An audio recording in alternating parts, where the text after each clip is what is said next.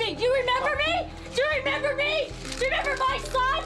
A former juvenile court judge in Pennsylvania could face more than 10 years in prison after being convicted in a Kids for Cash scheme. The rule of law and the values of justice are gravely threatened by corruption in the judiciary. However, there are times when the system successfully identifies and corrects such misconduct. We are going to explore the compelling accounts of dishonest judges who were apprehended, charged, and ultimately imprisoned in this video. Through an examination of these cases, we examine the vital significance of preserving judicial integrity, as well as the unrelenting efforts made to keep the public's faith in the legal system. Michael Maggio. Former Arkansas Circuit Judge received the maximum sentence of 10 years in a compelling case that exposed corruption in the legal system for accepting campaign donations in exchange for lowering a jury award. In a courtroom that was tense and upsetting, the scandalous story played out. He made offensive remarks about an adoption involving the Hollywood actress Charlize Theron in an online forum, which led to his downfall. He was subsequently permanently removed from the bench in 2014 after that. But that was just the very beginning. He pleaded guilty to a federal bribery charge, acknowledging accepting a startling $50,000 in donations just days before cutting a jury's negligence lawsuit award from $5.2 million to just $1 million. The jury's shock at the scope of his offenses filled the courtroom. U.S. District Judge Brian Miller, who oversaw the case, was scathing in his criticism of his actions. What is worse, a dope dealer talking on the phone about a dope deal or a dirty judge? He declared audaciously. The judge's response was clear. A dirty judge posed a far greater threat to society. The 10-year prison sentence was fervently sought by the prosecution because they claimed that he had not accepted responsibility for his actions and had made attempts to obstruct the investigation. However, highlighting the harm to both his personal and professional life, his defense team argued for probation. In an effort to gain leniency, they also mentioned his medical problems. As Judge Miller announced his choice, the atmosphere in the courtroom was tense. He rejected the suggested sentencing guidelines and stated that he believed a sentence of just 51 to 63 months was insufficient. He was adamant in his statement that it simply wasn't enough, knowing full well the gravity of his crimes. The effects of his actions were wide-ranging because they not only damaged the legal system, but also had an effect on the family who had been involved in the original lawsuit. Although the family felt some justice was served by his sentence, it fell short of what they had hoped for. He shrugged off the reporter's bar. James Hensley, the man's lawyer, hinted at a protracted legal battle by mentioning the prospect of an appeal. He was released from federal prison having completed less than half of his 10-year sentence. While some may feel that this case has been resolved, there are still unanswered questions about the people who are accused of orchestrating the bribe payment. The statute of limitations makes it unlikely that they could be charged, leaving the plot's unresolved loose ends. This compelling story of injustice and corruption serves as a warning that the decisions made by those charged with upholding the law can have far-reaching effects.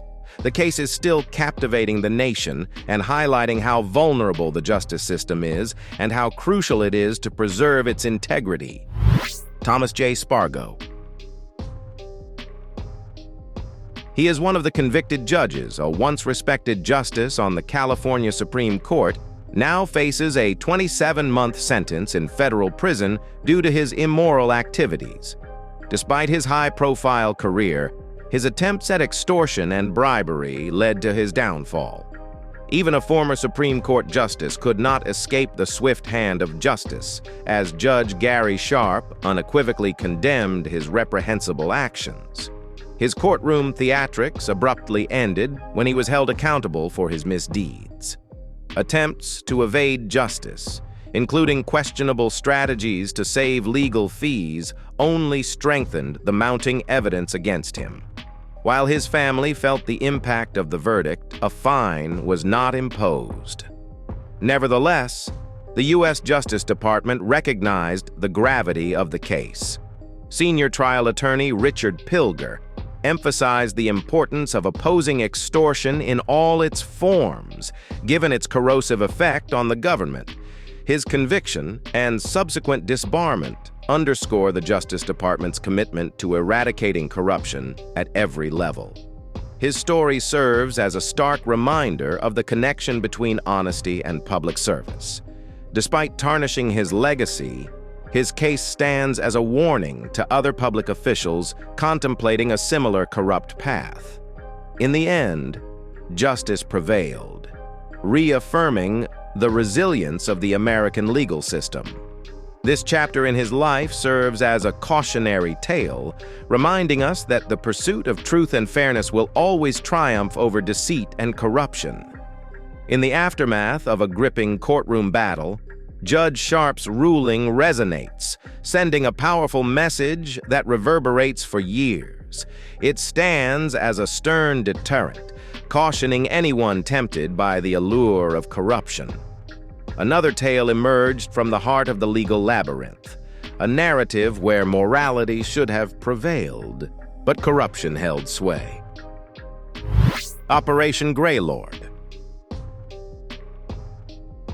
This story unfolded in Cook County, Illinois, where Justice's Corps was tainted by a corrupt judge.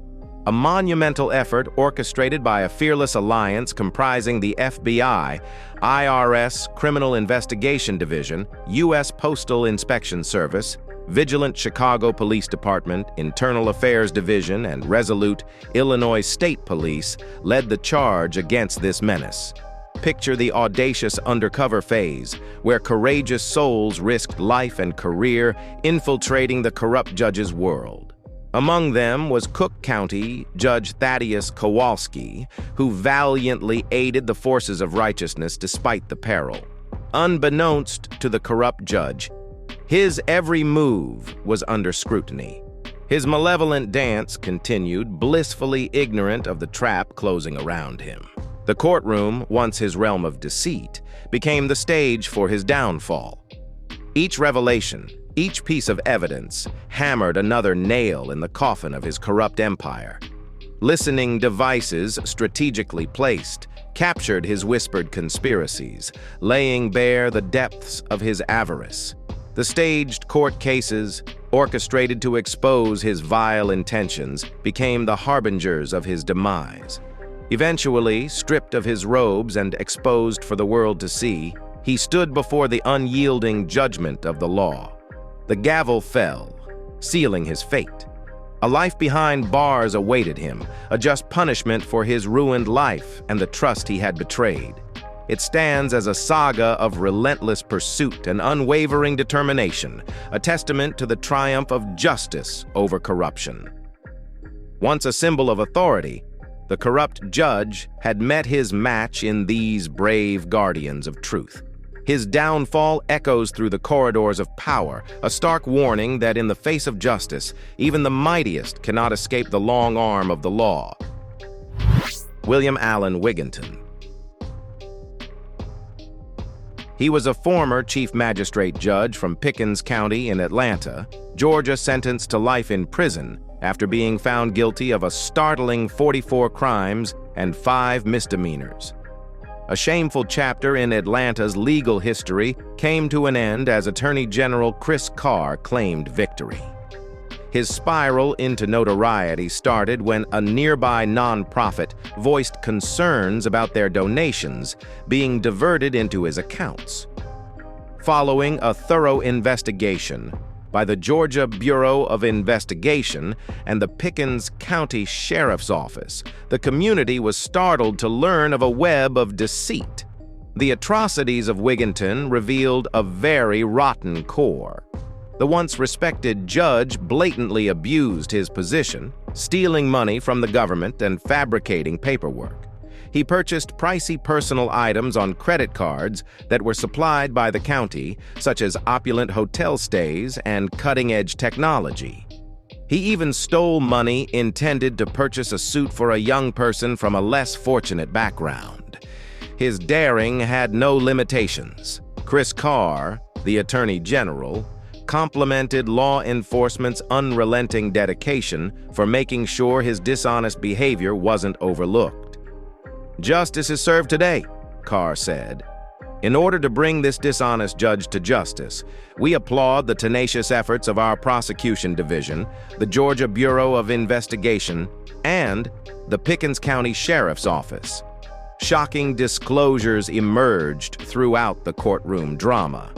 He had made up tales of compromised accounts, faked checks, and altered financial records to hide his tracks. His efforts at concealment just increased the investigators' resolve, which eventually led to his demise. The conviction served as evidence of the legal system's tenacity and unwavering pursuit of the truth.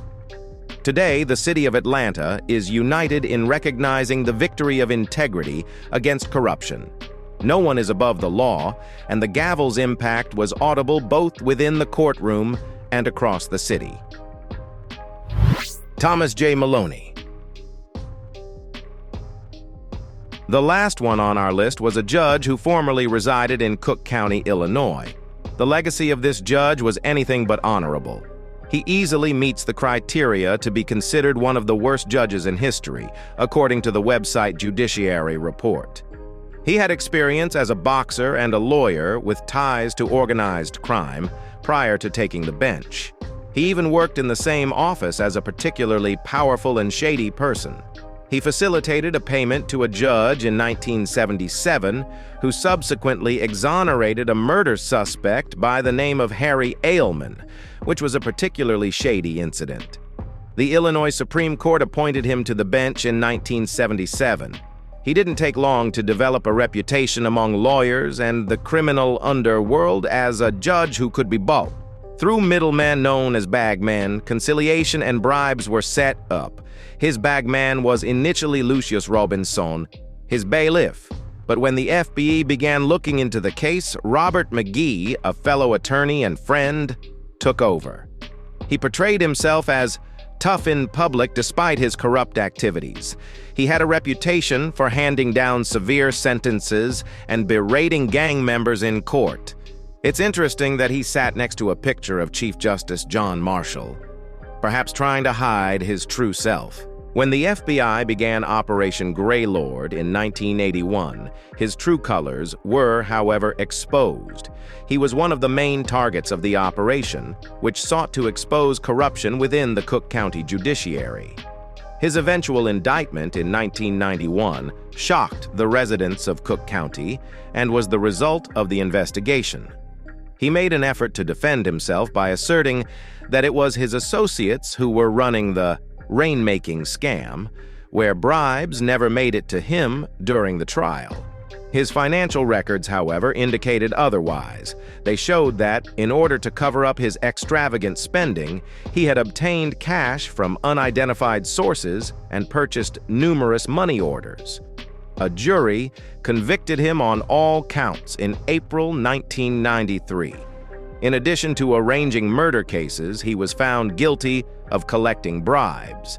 As a result, he became the first and only Cook County judge to be found guilty of rigging murder trials in order to make money.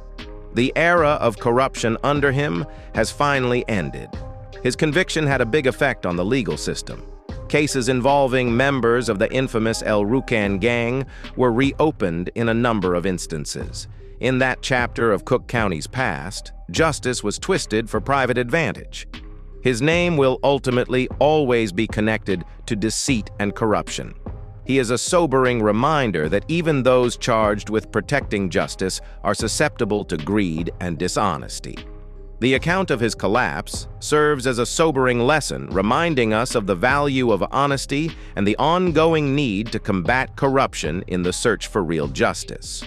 The hope was that this landmark case would serve as a catalyst for change, inspiring a renewed commitment to uproot corruption and restore public faith in the nation's institutions. The fate of these corrupt judges helps restore trust in the judicial system. Thank you for joining us through this video. Don't forget to like, subscribe, and turn on the notification bell for more video like these. Thanks.